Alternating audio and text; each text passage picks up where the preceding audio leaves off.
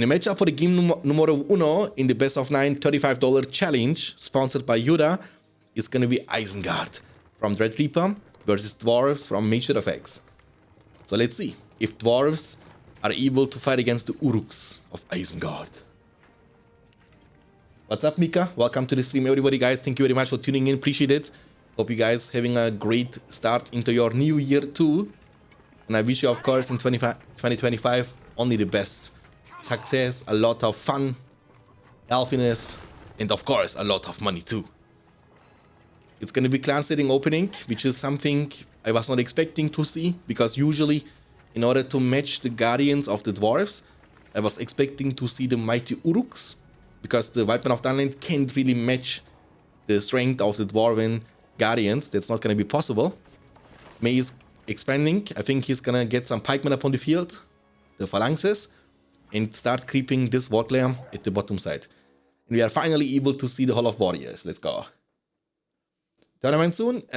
I don't want to promise anything though, because tournaments are extremely time consuming and unreliable players. I don't like it. They don't come, they don't show up.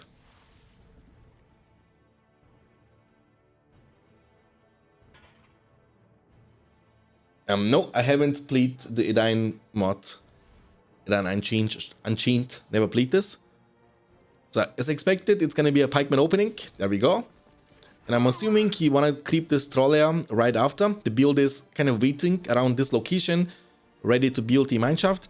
So this phalanx can teleport now first to this location, then get back into the mineshaft, get out from this mineshaft, creep this, and then get in again and get out from this. So it's gonna take some time, but if the Isengard player doesn't contest this, he will take 3 creeps in the next 60 seconds of the game.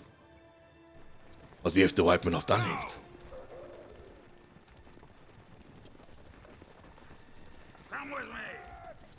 I mean, it's hard to tell, but MageFX should actually win, you know, because he's playing this game every single day since years, and Dreadreaper was quite idle. He was AFK. He didn't play much in the last, I would say, 2 years.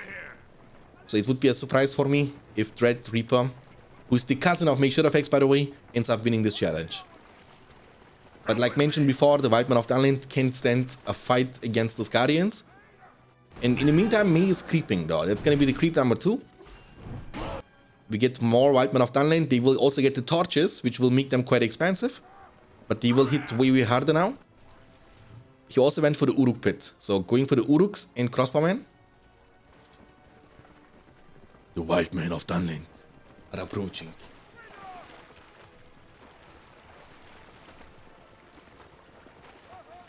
Okay, the one with the torches will actually melt this mineshaft in a second.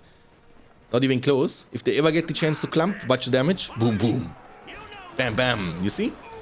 And you also steal money from them, thanks to the pillage ability from the Weapon of Dunland. And that's what you can do with like 2 or 3 white men. You can just ignore the Guardian and go for the structures exclusively. For now, MageFX is trying to build this, but I think the mineshaft is not going to be built, and the builder might be in trouble, low-key, because there are some crossbowmen coming. If he will be able to finish this, he will also potentially get out, but he has not many units inside. He's going to build yet another mineshaft to save the builder, but this builder is trapped, so he can't get away from this. And he will have to build, cancel over and over again. Or it looks like actually he's as fast as this Uruk, so it might be okay for MageFX to escape with his builder. Okay, so after the first couple of minutes into the game, MageFX has collected nearly 2 power points. He never picked any starting power point, not Rallying Call, not heal or not rebuild.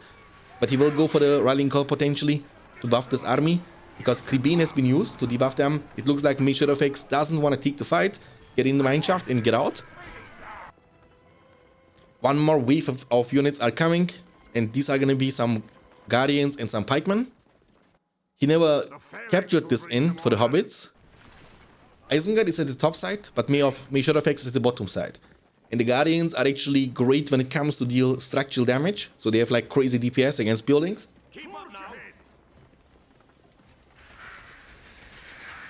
And May choose the Rallying Call. This mineshaft is gonna be gone, for sure. He has crossbowmen though for the defense. He's like 2 of them. And they should, like, but that's a huge army. Holy guacamole.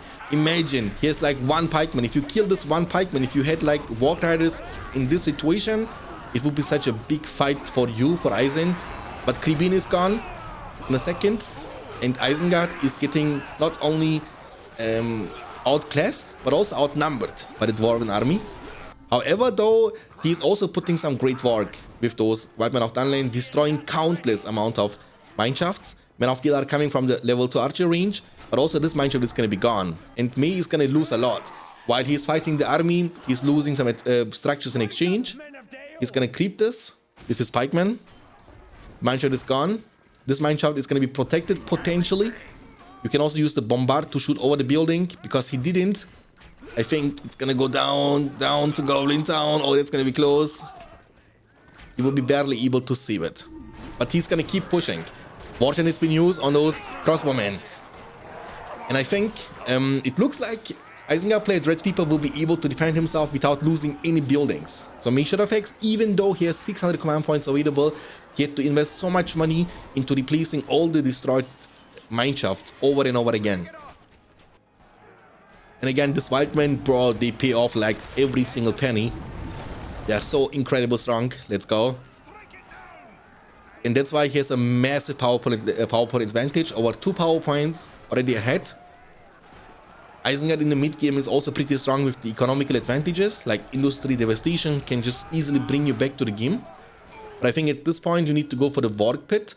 But he's playing with 2 clans, I think. One of them is level 1, one of them is level 2 for the Wildman Extrovers, and the Uruk Pit level 1. And May has no Forge Works. We have Lourdes, that's gonna be the first hero of the game. Pretty good hero when he's level 5. And also, let's be honest, it's not very hard to level up Lourdes to level 5 in this game. Every range hero has an easy time to be leveled up. Lourdes, the fighting Urukai.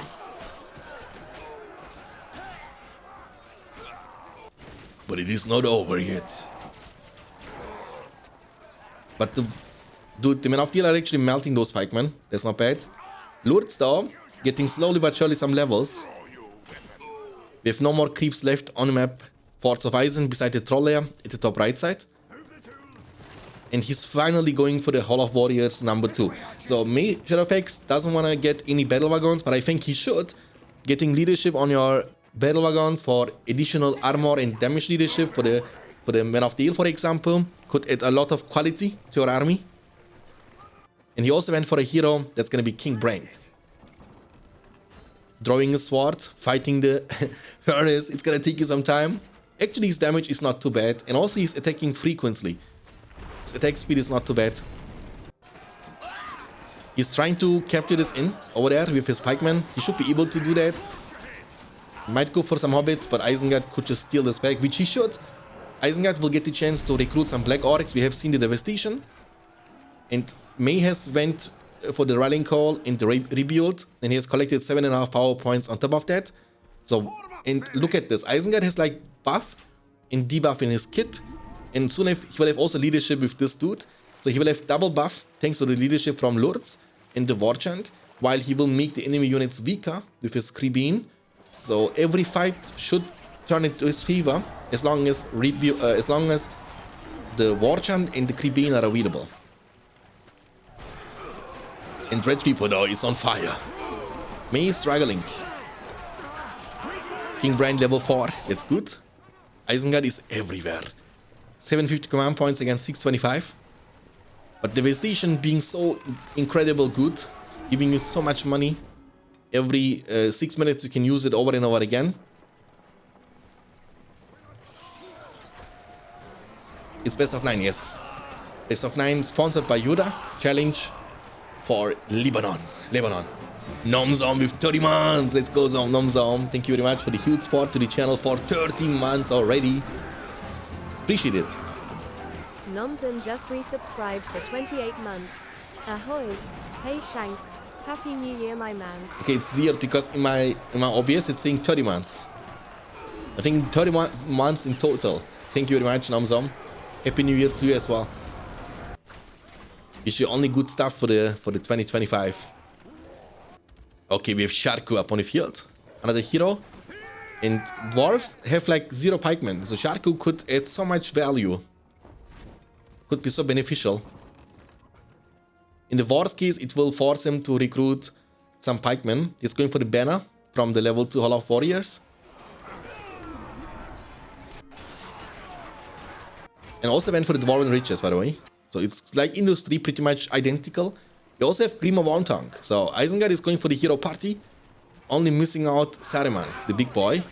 Lourdes, almost level 4. That's gonna be super dangerous for King Brand. When he's level 4, he will cripple him. Use the sword, Carnage, and King Brand can't out-damage, out-sustain Lourdes. Only a few heroes can do this.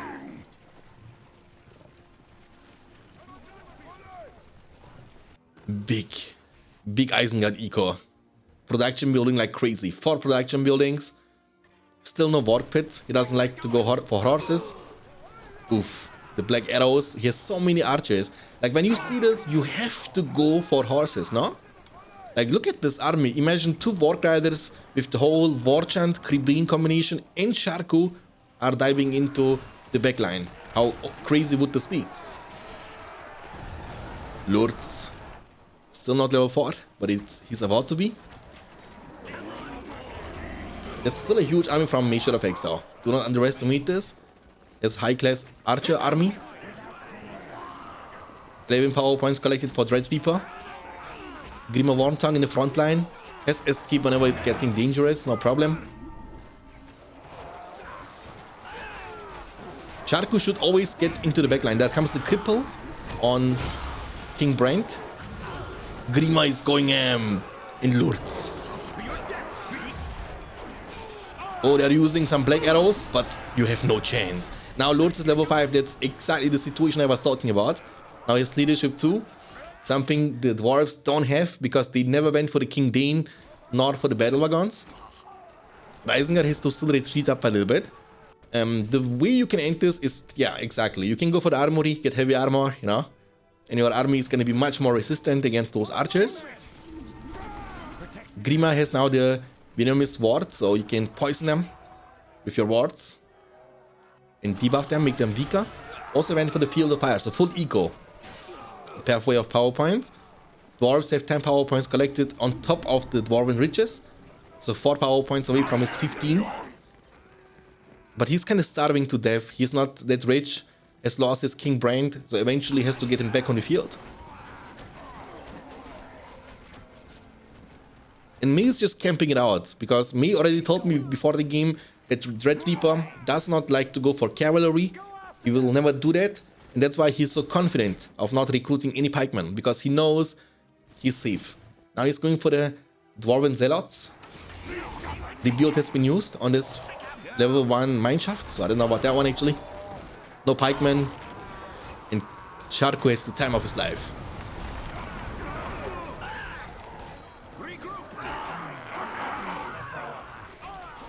Bro, just send in Sharku.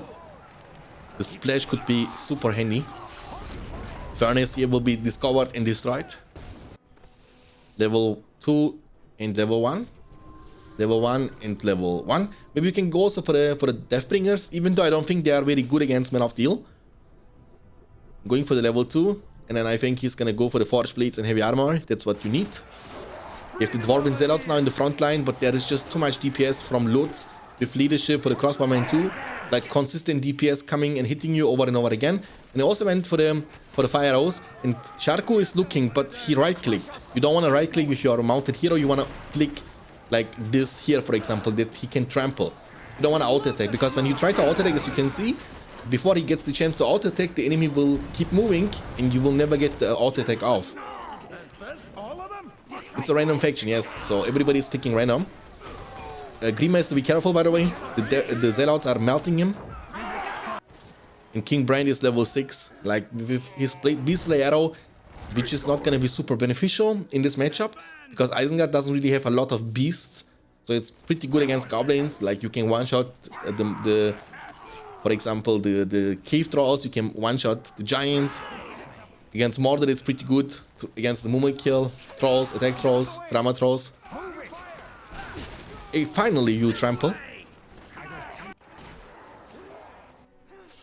And it looks like after the first game, it's going to be 1-0 for Dread Reaper.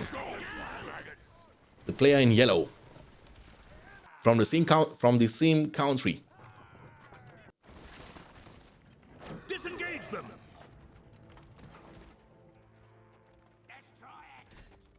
Maybe we want to bring some siege weapons just to finish off the game, get some ballista, because he has no melee damage. Even though fire or upgraded Man of Steel can actually destroy the ballista quite easily, but you have like a front line, in front of your ballista. So whenever the Man of Steel is gonna get close to them, you can just shoot them down and kill them. Knock it down. Isengard is everywhere. Has 10 power points collected on top of the Field of Fires. He's still kind of worried about the Man of Steel. Maybe he should be. You can use 10 archers to give them levels over and over again. The more levels, the more damage. There comes the big war chant. We see forge blades on this Isengard army, and dwarves can only run. He's gonna summon the hobbits, and that's gonna be the big fight of the century.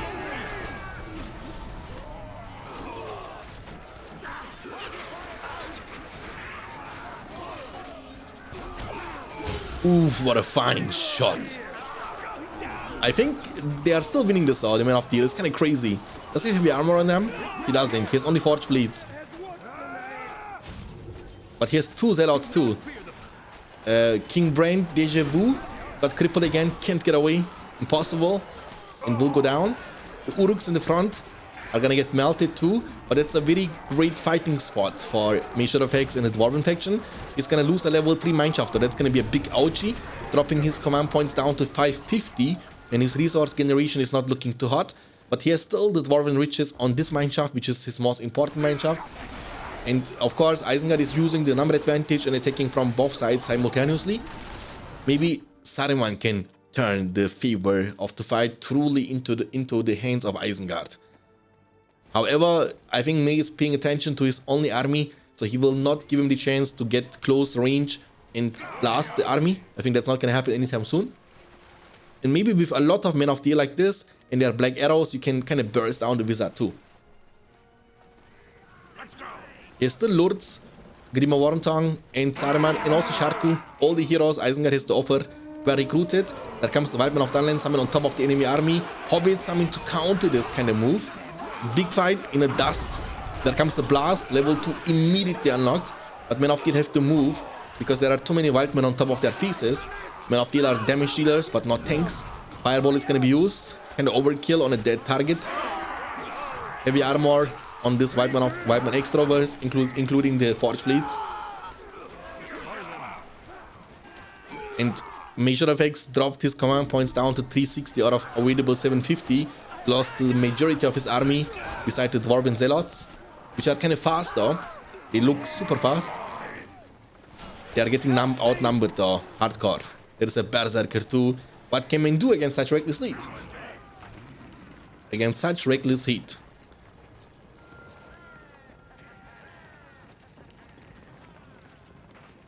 Absolutely nothing. Dwarven Riches has been used yet again, and going for the first time in this game into the Forge Works, realizing that he needs some sort of assistance for the mobility of the Men of Steel, like mobile leadership, mobile sustain. So you can always fight here, true, because he went for the upgrade on the fortress for the recovery, but you have only the chance to recover around the fortress. You can't just win by defending. So whenever you move, having the battle wagon spot is always gonna be great. The Zealots though are kind of melting. There comes the Blast, War Chant. They have like splash damage, hitting like a truck.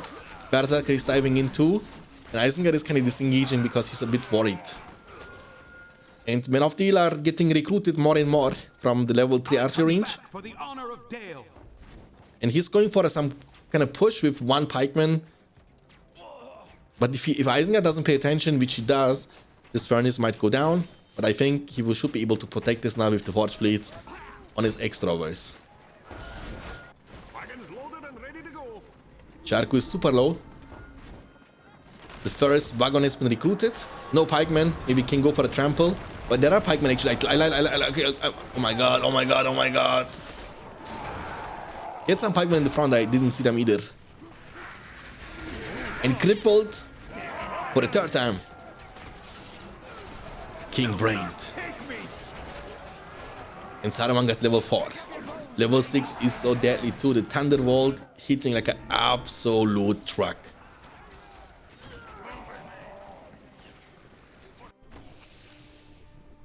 Only defense. Can only defense help you to win this?